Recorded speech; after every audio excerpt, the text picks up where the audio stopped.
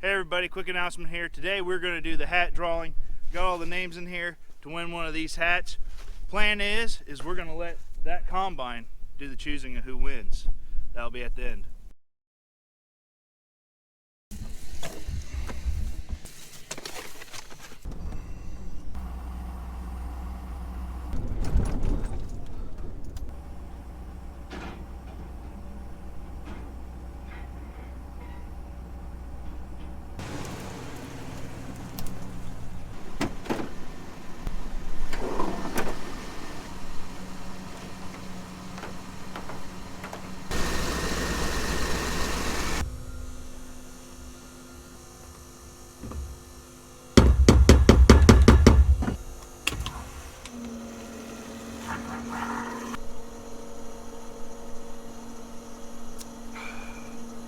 Okay, good morning everybody. We got quite a day here planned. Worked kind of late last night. I've got beans on the combine but not completely stuffed. The TG285 is completely stuffed. I got to get that tractor started. Then I can pick a little bit of beans. Dad and Andrew are taking care of a couple of trucks. We're lucky and unlucky. We've got a rock quarry by us, so we can scale all of our trucks if we need to, which we're doing because my dad's being kind enough to let me put some beans into his bin. That way we can finish up with harvest. This morning I've got to get this combine started, got to get the TG285 started. I've already fueled up and I've got to give this thing a little bit of an air bath because it's covered a lot of acres since its last air bath, and it needs it because only you can prevent combine fires. And then we should have another full day of picking here ahead of us. Right up here I left a little bit of a patch. That patch is actually where I did a fungicide application pass, kind of a test. So I'll get to harvest that today and give you guys the data on that. But other than that, we should have a pretty good day. There's a lot of acres we can get taken out. We're seeing the light at the end of the tunnel here. Gonna keep grinding.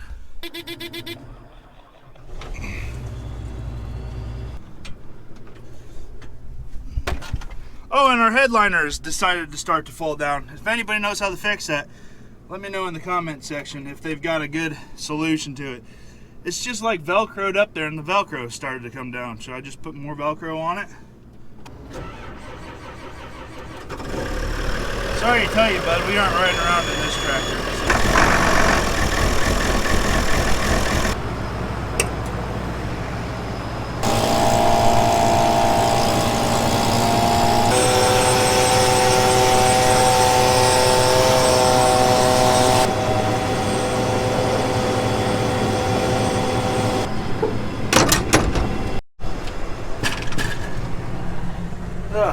Watch out, bud. There's your spot. Get in your spot. There you go, bud. Okay, bandits ready, I'm ready, let's get to it. This here right in front of me, I left last night because I'm trying to figure out if I can apply fungicide with the sprayer using more gallons per acre versus a helicopter, and if it's still going to pay, and if the fungicide did pay. I've heard that frog eye leaf spot has kind of morphed itself, where some of the products out there the product that we use, and it was not an off-brand product, doesn't really work on frog eye leaf spot anymore. So I don't really have a scientific way of doing this because it's an irregular shape. As you guys can tell by looking at this, it's really an irregular shape what I got left here, so unless I was going to try and square it off, but that's still not really an option. So really what I'm going to do is once I pull the data off the monitor, I'll isolate that spot and see if there's any yield difference, because there should be an 80-foot strip of soybeans that did significantly, like hopefully 3 to 5 bushels less an acre than the other bit. If there's not, that means that the fungicide pass didn't really pay.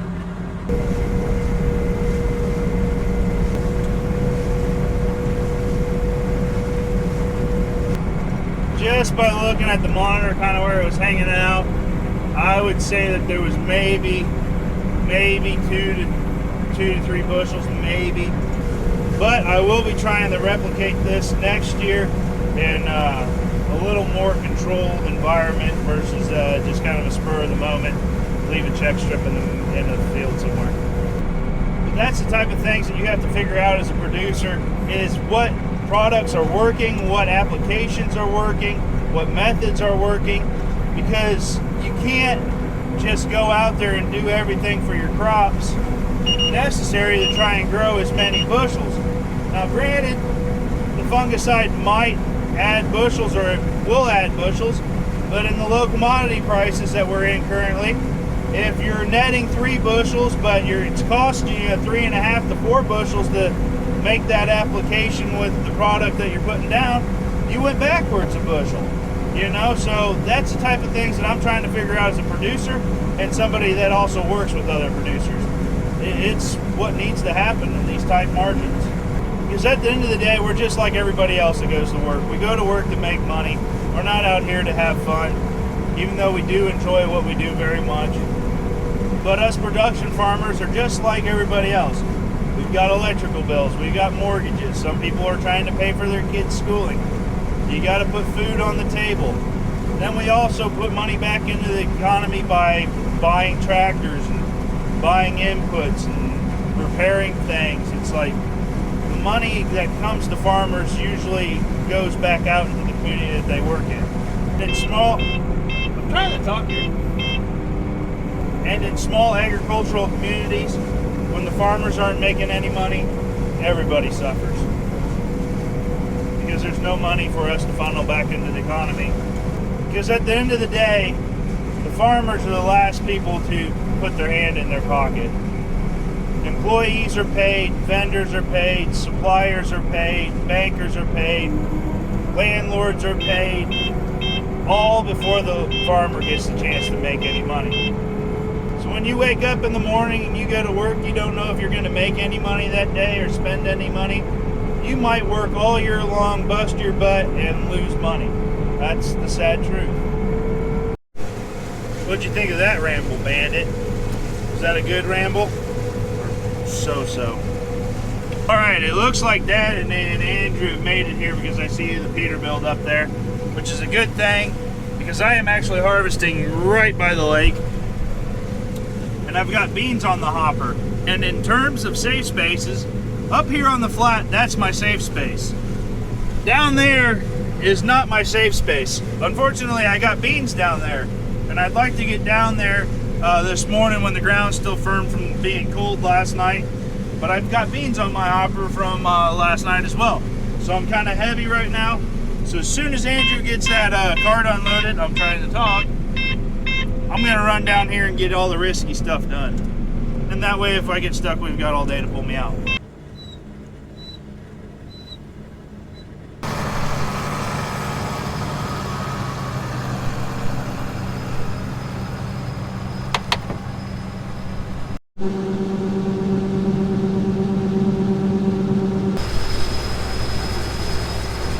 Hi, Andrew.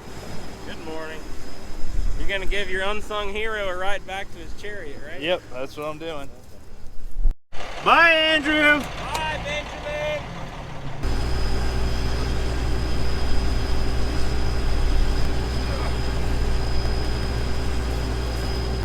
Everybody needs a blue healer. Time to go after those not so safe acres. Yep, this here is not a safe place. We are spinning for sure. Come on, girl. Let's go. Yeah, no, the engine speed's dropping. Let's go. Get us out of here.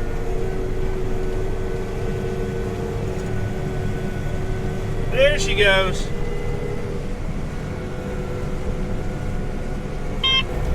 Oh boy, that's a wet spot right there. There ain't no doubt. Come on. We're gonna leave some beans here. Come on, we can't stop. Come on, turn.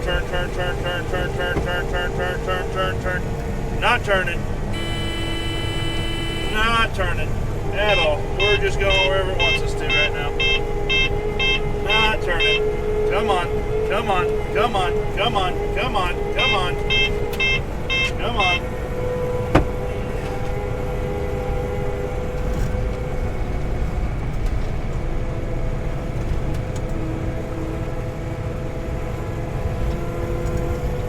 Say that's good enough. Yeah, that cutter bar needs cleaned out. There ain't no doubt. We're shutting her down.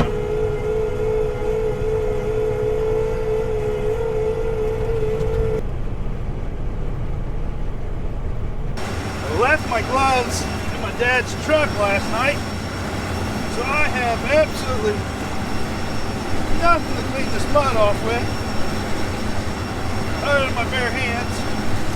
And I don't feel like doing that. Too bad. I have muddy hands all day long. So I'm gonna see if I got anything in the toolbox here. Muddy hands it is. That is lovely.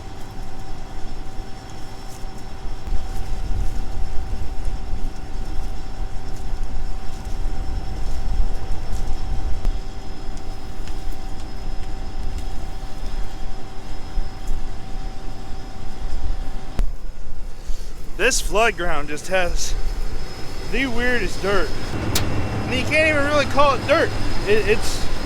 This stuff is actually the bona fide definition of muck. Are you operating now? I could use a break.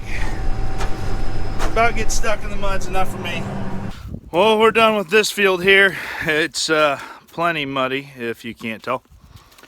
Andrew had to take off really quick to try and make it to the quarry before the quarry closed, so that we could get those trucks scaled. So I gotta go up here to get my truck and then do something with this TG285 so that I can get over there, get the combine, get the head off and put it on the head mover, which is down there. And then we're gonna move into the next field here. Man, that was a muddy mess. Or not really muddy, it was not like soft, just slippery mess. Slippery mess. So here's where we're at. Dad's taking off with this semi right there going down the road.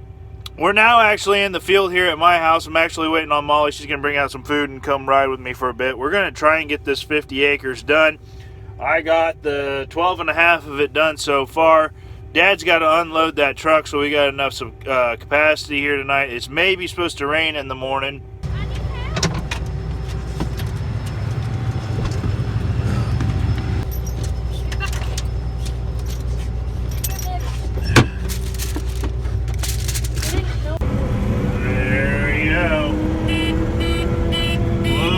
Beepers beeping at me. Oh, we got her. Well, the job is done. It's 11:30.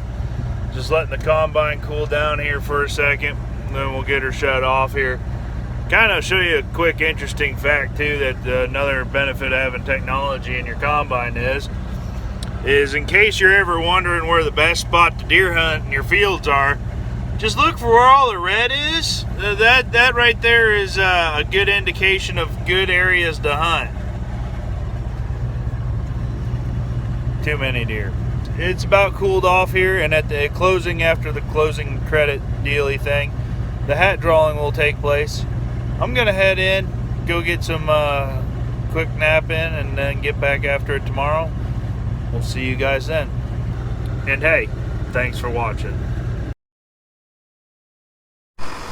Okay, numbers are going on here, as long as they don't roll.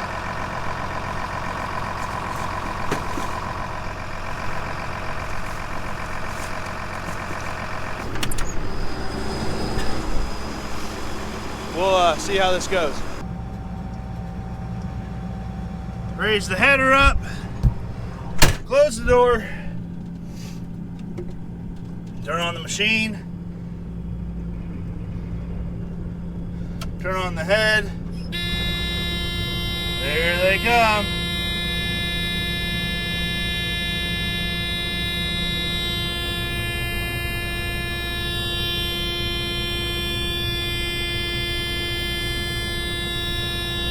We'll speed it up, make sure they made it out. And we'll slow her down.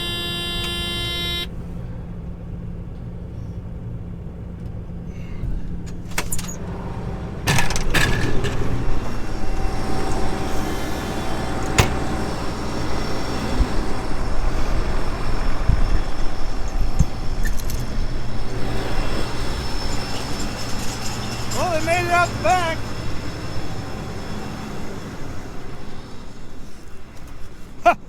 4.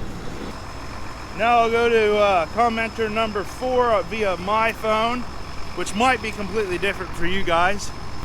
There was a lot of you that commented on this video. Thank you. That was really awesome to see where everybody's viewing from. To know if you're farmers or non-farmers, that was really something to see. So thank you to each and every one of you that commented on that video. I greatly appreciate that. But let's see who commenter number 4 is. 1, 2, 3. 1, 2, 3.